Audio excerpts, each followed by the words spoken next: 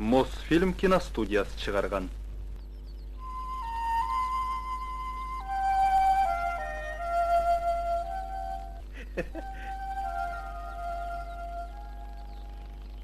Бир 1972 жылы Мосфильм киностудиясы Чыңгыз Айтматовдун Кызыл жоолук жалжалым чыгармасынын негизинде Мен Тянь-Шань тасмасын тарткан.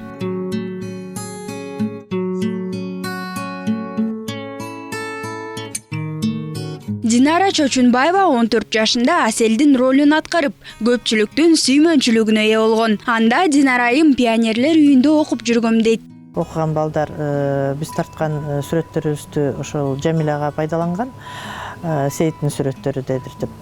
Анан кийин бир жылдан кийин Жамиля Мен Тянь-Шань деген кинону тартканы келгенде, уже мени как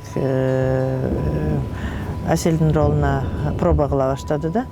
Айшел таман, кайда жүрөсүң желип жок. О уятсыз десин. Кудалар келишти. Кир үйгө.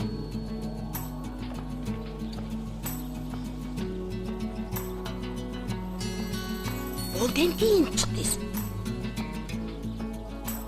Ал кезде кыргыз кыздарынын баары эле тасмага тартылышчу эмес. Себеби ата-энеси каршы болчу. Каарманыбыздын атасы менен апасы дароо эле макулдугун беришпептир.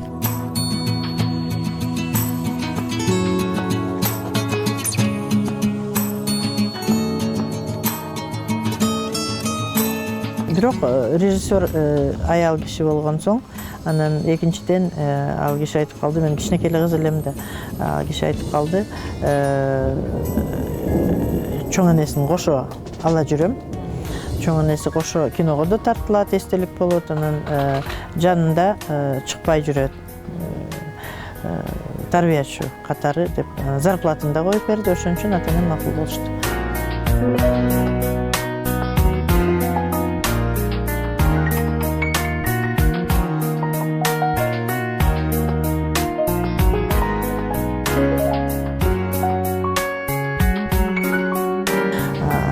Анан мен өзүм болсо аябай уяң кыз элем, мындай уялчак.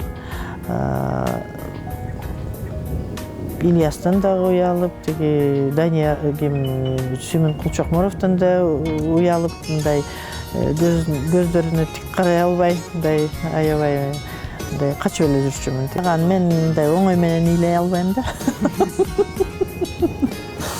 Токтоо мындай роль. Бирок ошо ыйлаганы абдан эле кыйын болду десем болот. Бирок аны Сүймөн Кулчокморов жакшы жардам берген.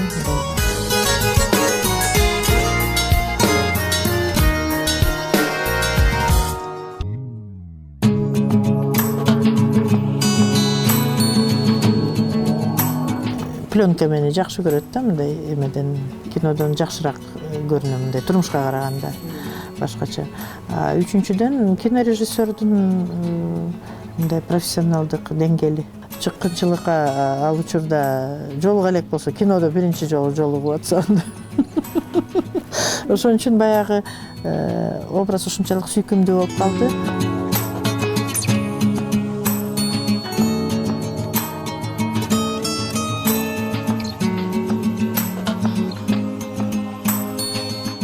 Мен Тянь-Шань тасмасында Динара Чочунбаева биринчи жана акыркы жолу тасмага тартылган. Андан соң ал өзү сүйгөн сүрөт тартуу тармагына кеткен. Азыркы тапта жакшы көргөн кесибим менен алек. Айзада Нурадилова, Инсан Бакиров, Нью ТВ.